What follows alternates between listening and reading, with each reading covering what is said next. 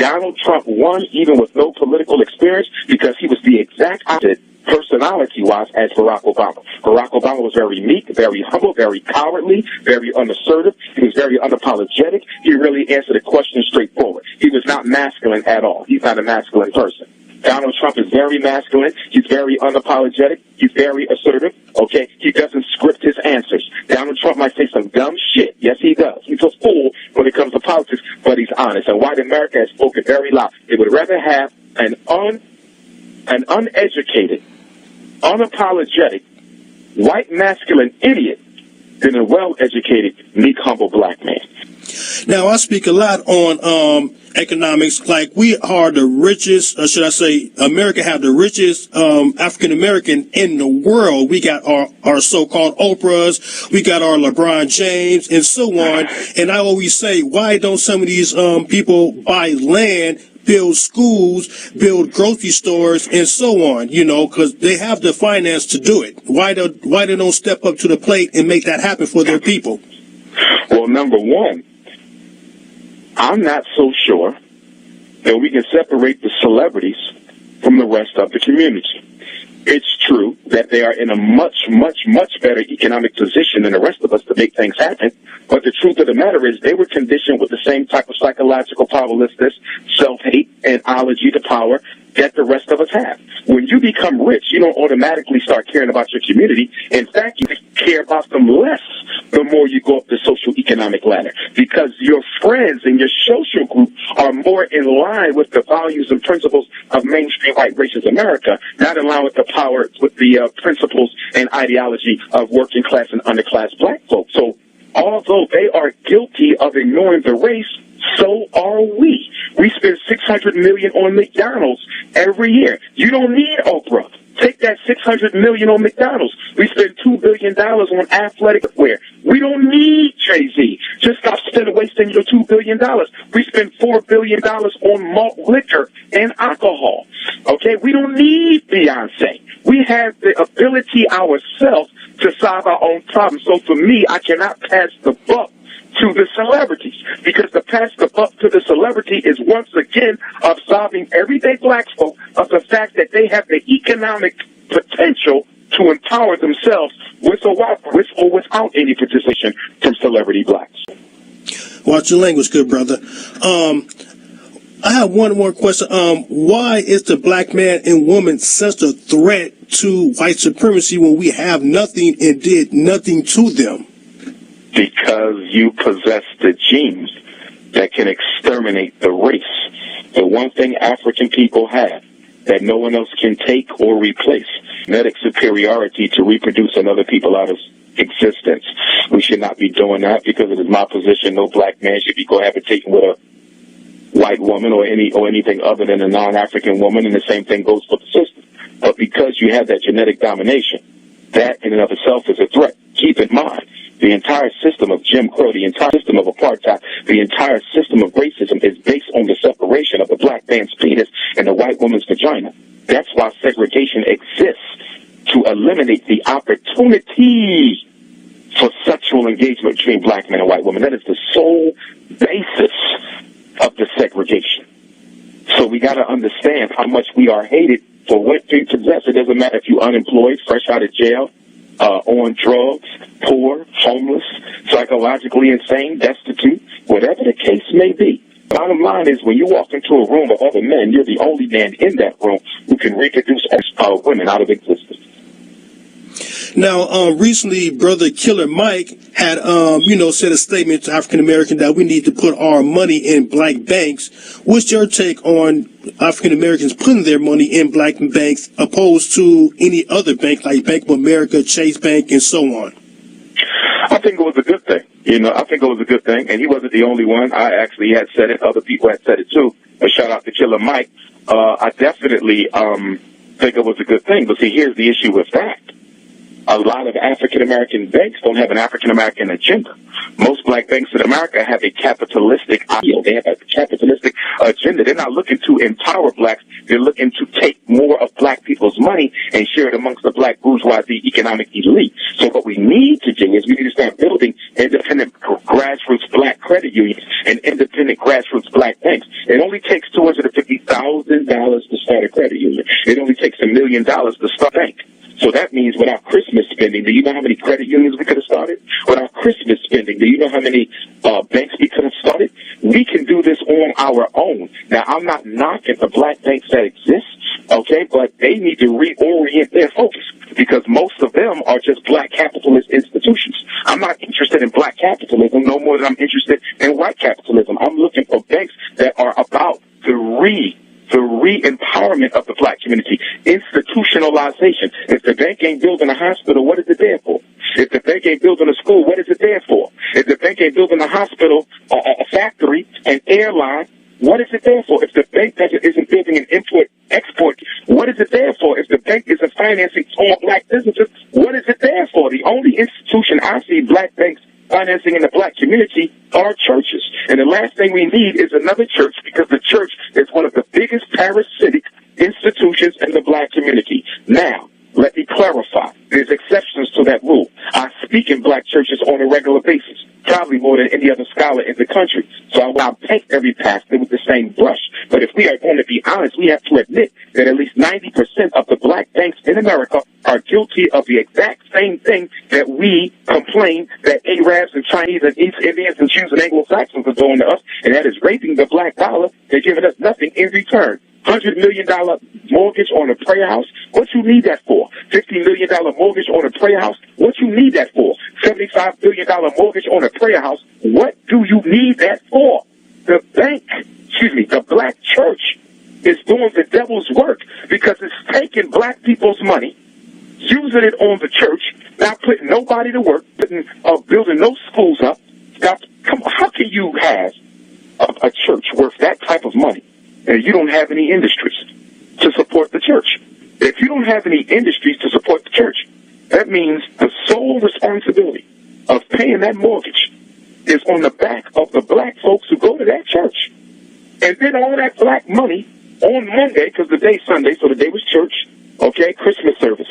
Tomorrow, all that money they collected today at the Christmas service is going to go into a white bank, Wells Fargo, Bank of Manhattan, go to a white bank, and they're going to take all black people's Jesus money, and they're going to give it to white folks to come into the black community and retrench us, push us out, buy up all the land, close down the public schools, turn them into mansions. That most of what you see happening in the black community against us is being funded by black church collection dollars. Now, why won't the black church get rid of the white Jesus? I mean, in the Bible itself, it says that Jesus has hair of wool, skins of bronze, and the Jesus that's on the picture is nothing like that. So why won't the church get rid of the white Jesus and put an image of themselves up there? Because black people love white people. Deep within the consciousness of every black person is the ideal of wanting to be white. If half the black people in America could snap their fingers and be white with no one having known that they were black, they would do so. If half the blacks in America could snap their fingers twice and become white with no one having ever known that they were African, they would do so. Our inferiority complex is central to our self-hatred. It is central to our self-hatred. People say, remember I said you got to strike at the root, not at the branches. The self-hate is not a core cause. The self-hate is a branch. The root from which the self-hate sprung is the inferiority complex of African people. And let me say this to the black conscious community. You will not eliminate your inferiority complex alone by reading books about African history and culture, about reading the greatness of our people. Why? Because your inferiority complex is the result of not teaching, but of training. It is not of book learning, but of physical action. They put us through a ritual. Slavery was an unholy ritual. You were put through practices that made you feel inferior to white people. They didn't sit you at a desk and give you a book and say, read this, and you started hating yourself. No, they put you through rituals. They beat you. They raped you. They sodomized you. They forced you to work without pay. They cursed you.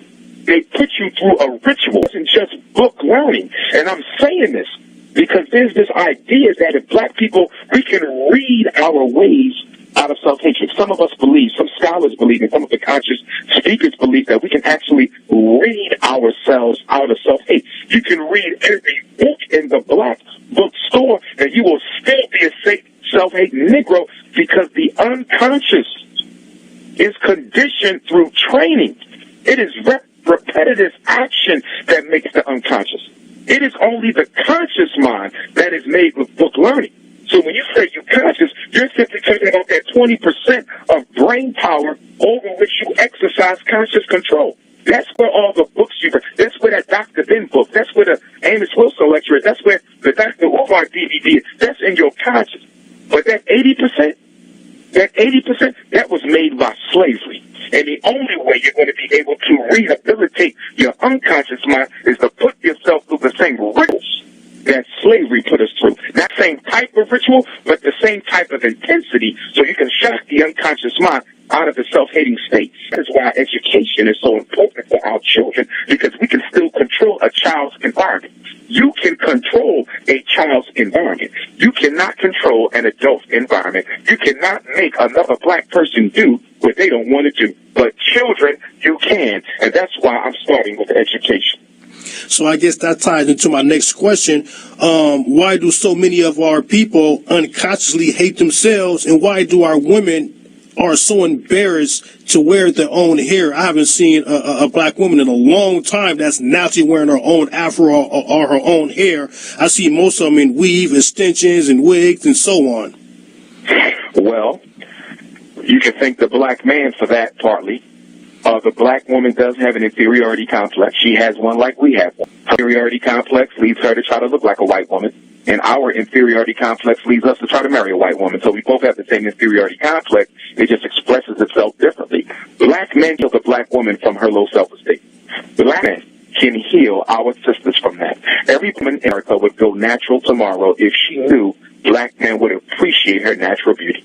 The reason black women manufacture themselves up like Barbie dolls is because they know that that's all the black man wants to see. If the woman doesn't have a European veneer, if she doesn't have a European mystique, if she doesn't have a European phenotype, we are not. That goes for so-called conscious brothers too, because a lot of them will talk that black power stuff and want to deal with a nappy-headed, big-lipped, chocolate-skinned sister. And so it is the black man's fault that the black woman is still not natural. Now, for the last 400-some years and today, a lot of our brothers been getting beat by the police, murdered by the police, killed by the police, and now they're even killing our sisters and beating our sisters down on videotape. You know what I mean? And in the 70s, the Black Panther, they were so tired of seeing that they actually went to the streets to patrol their own streets. Now, is it possible if African American can kind of form our own police system without using America system? Yes, you could. But here's the problem with that. You have to create a sense of internal integrity within the black community where we as a people are willing to be accountable to each other. That doesn't exist nowhere.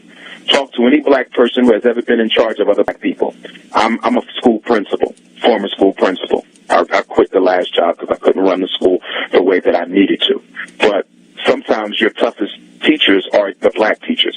If you ever been manager at your job over black folks, you'll notice that black people sometimes have a problem than the white folks do, because we were conditioned to believe that we were nothing. It goes back to the inferiority complex. Why should I respect you when you are the same as me, a worthless Negro? So the reason black people don't respect black people is they don't think blackness is worthy of respect. Remember, the black person who disrespects you because you're black doesn't think much of themselves. So that would be beautiful if we could create internal police systems for the black community, but then you commitment from black people that I'm not calling 911 no more. I'm going to call whatever number we put together. Okay? But that takes a degree of loyalty. That takes a degree of commitment. That takes a degree of love that we don't have for each other. When I was in the Garvey movement, well, I still am, but when I was a member of the 121 division here in Philadelphia, I remember we were at a meeting one time, and one of the elders, who was a member of the UNIA ACL with me, which for your listeners is the movement that Marcus Garvey started that gave us the red, black, and green flag, and still is the largest black organization in modern history. He said, sarcastically but very honestly, and I think very truthfully, he said, if you want black people to work together, you have to put a white person in charge. This is coming, but he was so true. He was being sarcastic because obviously as Pan-Africanists, we don't believe in white control. But he was making a very serious psychological point. If you want black people to work together, you have to put a white person in charge because we adore white folks and we abhor blackness. I said we adore A-D-O-R-E white folks and we abhor black folks. A-B-H-O-R, absolutely hate each other. So that means you have to psychologically re-engineer black folks. And I think we can still work with a lot of the adults. There's a lot of black folk who do want to change. I think a lot of them say they superficially want to change, but deep down I don't think they really are ready to go through the process necessary to kill the Negro so you can bring about the African. And let me say that again, and that's a direct quote from Dr. Umar Johnson. In order for the African to be born, the Negro has to die. In order for the African to be born, the Negro has to die.